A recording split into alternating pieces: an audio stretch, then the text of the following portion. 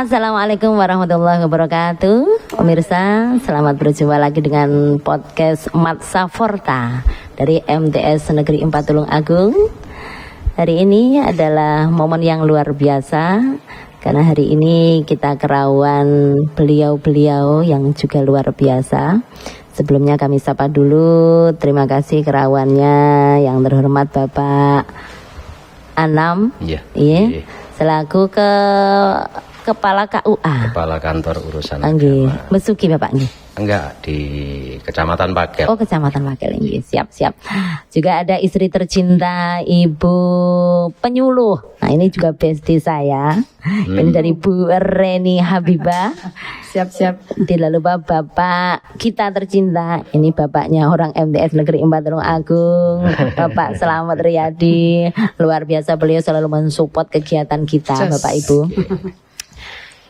Sebelumnya kami ucapkan benar-benar ini luar biasa, selamat datang kepada panjenengan di madrasah kami tercinta.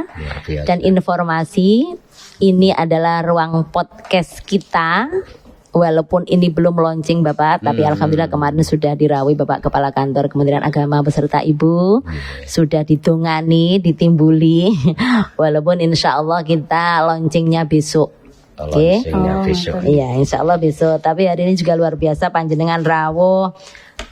Kalau sudah dimulai dengan diawali dengan sebagai pembina apel sekaligus sosialisasi tentang apa makanan halal, nggih?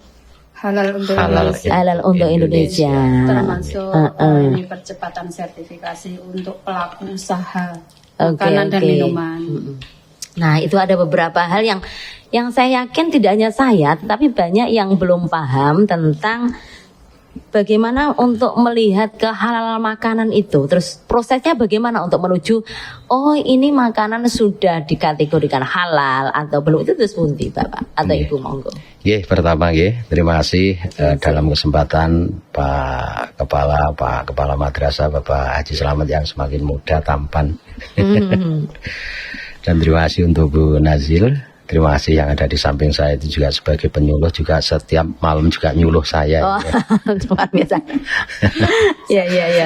Terkait dengan apa yang disampaikan oleh Bu Nazil, bahwa bagaimana kriteria makanan halal.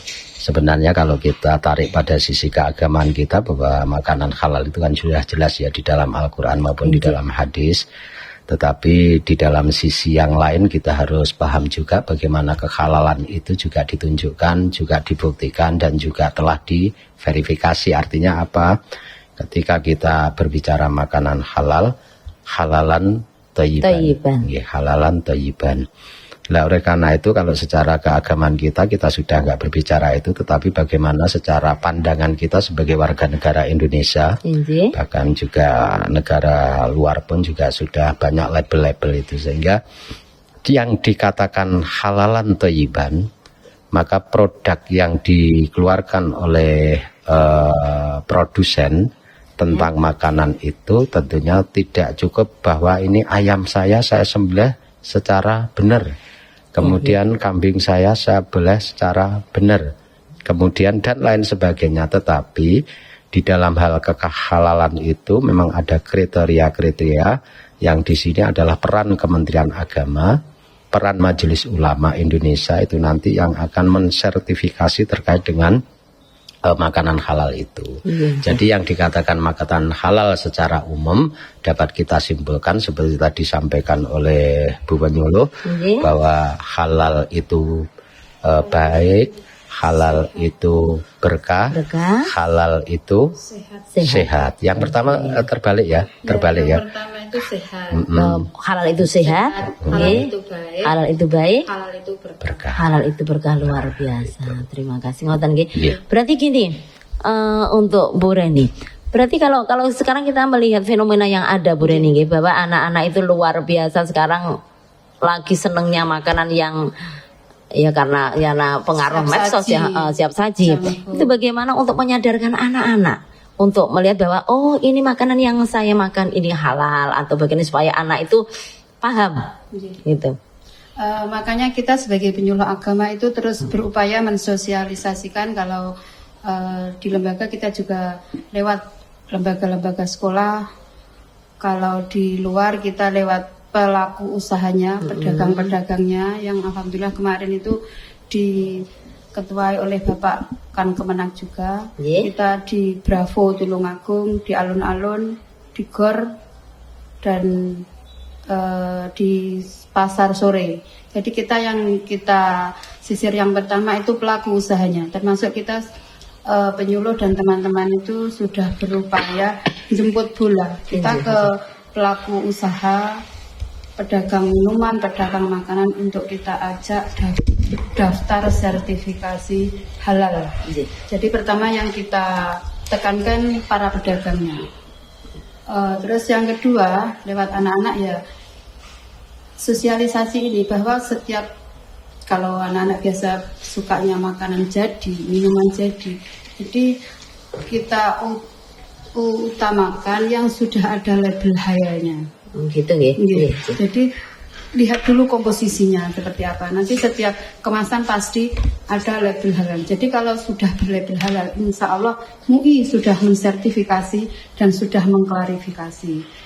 Terus kalau kita terkait dengan asalnya ya susah juga. Tapi insya Allah kalau daerah kita dari pelaku usaha itu sebenarnya sudah halal. Cuma mereka dalam untuk proses mencari sertifikatnya ini yang harus benar-benar kita dampingi. Jadi mungkin lama karena 2024 itu bulan November 2024 itu setiap pelaku usaha yang tidak mempunyai sertifikat halal, mungkin kita nanti akan kayak Satpol PP bergerak ke masyarakat untuk mendatangi setiap pelaku usaha. Harus disosialisasikan itu. Terus kita juga ke penyembelihan hewan. Jadi ini yang lagi proses itu ada beberapa penyembelihan ayam itu juga harus tersertifikasi halal. Kita sosialisasi ke pedagang-pedagang atau tempat-tempat sembelih ayam. Gitu ya. Yeah. Terus sekarang kaitannya kalau kita melihat ini Bapak Kepala ya. Siap. Di luar itu mau jalan masuk kita lihat kan banyak sekali pedagang-pedagang. Dan itu bagaimana sebenarnya kita enggak mau langsung menolakkan, kita juga enak. Cuma ada dari pihak madrasah itu seperti Bapak, artinya untuk menyikapi itu. Jadi dengan sosialisasi ini, saya selaku orang yang dituakannya ditunjuk di Satker MTS Tulungagung menyampaikan terima kasih. Sebab terutama begini, memang di kalangan madrasah itu ada beberapa yang kita kondisikan seperti kantin itu. Kantin itu oleh karena itu dengan sosialisasi ini kantin-kantin yang ada di madrasah harus punya label makanan-makanan yang halal. Sebab banyak sekali jika sekarang itu makanan-makanan termasuk makanan-makanan yang kecil, makanan untuk anak-anak, apalagi yang impor itu. Yang impor itu banyak sekali yang tulisannya kadang-kadang ragu halal atau tidak. Itu penting sekali. Oleh karena itu saya setuju sekali. Jadi kalau nanti insya Allah kantin-kantin kami yang ada di itu harus punya label halal. Sebab kalau tidak menyediakan makanan yang halal ya tidak kita berikan izin. Itu yang penting. Jadi dengan sosialisasi ini alhamdulillah. Dan ditambah ditambah menunya supaya anak-anak tidak banyak keluar. Betul. Jadi alhamdulillah ini. Jadi nanti akan terkoordinasi dengan baik itu nanti. Saya kira itu jadi penting sekali. Tapi Ibu Bapak, bagaimanapun kita tidak bisa lah untuk menjudge untuk pedagang di sekarang gini, bagaimana terus supaya pedagang itu nanti ke depan itu benar-benar makanan yang dijual itu halal. Terus bagaimana upaya panjenengan sebagai yang bergerak di bidang kehalalan ini? Nah, itu sebenarnya. Baik, terima kasih Bu Nazil ya, sehingga kita tidak henti di dalam merubah terkait dengan apa yang menjadi pemikiran masyarakat sekarang. Wong aku yo halal, yo sing tak belah yo halal, tetapi tidak cukup seperti itu. Contoh aja sekarang kita di hadapan kita kan ada makanan, Bu Nazil. Kalau kita sudah paham terkait dengan orang yang akan memakan itu halal enggak, maka ada sebuah label. Nah, ini sebuah label yang ada di pensiapan saya nggak akan promosi ini ya, tapi ini sudah ada label dengan gunung itu. Nah, ini tak tutupi. Ini contohnya begini ya. Iya, ini kan ada labelnya luar biasa. Berarti insya Allah makanan yang kita suguhkan hari ini sudah halal. Alhamdulillah. Jadi terkait dengan menyentuh dengan masyarakat atau pelaku-pelaku usaha makanan yang itu barangkali dari bawah menengah ya. Itu memang butuh waktu sehingga tetap kita sosialisasikan. Bahkan lebih dari itu tadi disampaikan oleh Bu Penyuluh, memang ada satu program ketika sudah sosialisasi itu sudah sampai kepada pelaku-pelaku itu, tetapi mereka tidak melaksanakan apa yang telah ditetapkan oleh ketentuan negara, maka juga ada semacam tindakan-tindakan kita belum tahu karena regulasinya nanti kan pasti ada.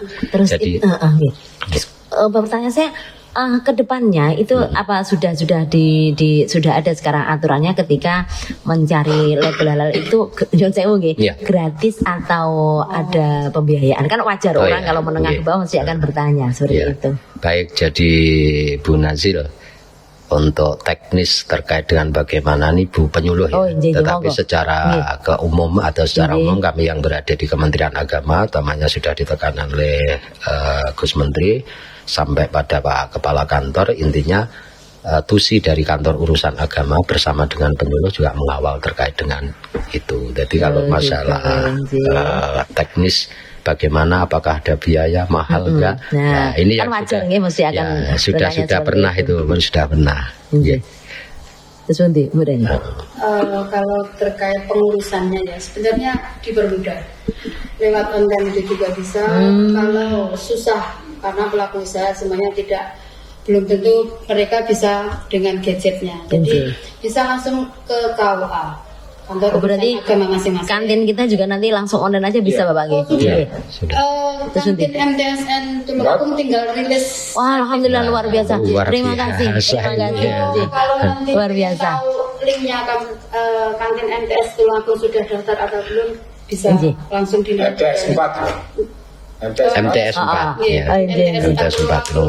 luar biasa. Nanti ada linknya, kita lihat punya MTS Tulungagung sudah tersertifikasi, tinggal percepatan cetak sertifikatnya saja. Intinya memang dipermudah karena kita berharap di seluruh Indonesia itu semuanya nanti akan sudah tersertifikasi lagi. Gitu, alhamdulillah. Ini luar biasa. Kesulitan tinggal colek penyuluh agama yang ada di kantor agama kecamatan masing-masing.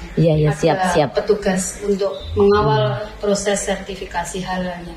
Jadi saya yakin insya Allah pemirsa podcast ini bermanfaat karena informasi dari beliau berdua nanti bisa kita teruskan kepada tetangga atau saudara kita yang mempunyai usaha. Ngoten nggih Bu, Pak? Jadi luar biasa. Hari ini obrolan santai kita insya Allah benar-benar bermanfaat. Yang terakhir Bapak Ibu, kesan panjenengan di MTS kami tercinta ini Sundi. Monggo. Jadi yang pertama saya ingin menyampaikan kesannya. Sebelum kesan saya mengucapkan terima kasih Pak Haji Selamat Riyadi yang telah memberikan kesempatan kepada kami yang berada di ujung tombak Kementerian Agama sehingga kita hari ini mampu untuk bisa bersama jajaran Dewan Guru kemudian pada siswa menyampaikan apa yang menjadi program Kementerian Agama. Kemudian untuk kesan saya luar biasa, hanya satu luar biasa. Cetak tepuk tangan dia luar biasa. Terima kasih. Cukup untuk Bu Penyuluhnya. Ibu Penyuluh. Kesannya. Sama. Sekali datang ke MTS 4 Tulungagung, kesan pertama sehat, rapi, luar. Alhamdulillah, terima kasih. Saya yakin insya Allah kerawan panjang benar-benar membawa berkah untuk madrasah kami. Wonten Bapak Kepala dan informasi Bapak Kepala kita ini luar biasa. Beliau begitu mengayomi, begitu membimbing kita semua. Amin. I love you pokoknya. Sudah saya rasakan dari 35 tahun yang lalu. Lebih dulu mengenal gitu. Luar biasa. Dan mudah-mudahan nanti semakin mendekat ke kantor urusan agama. Amin. Ya Rabbal Alamin, doa kita semua. Sekali lagi terima kasih sama-sama, Bapak Anam, terima kasih Bu Reni, terima kasih Bapak Selamat Riyadi.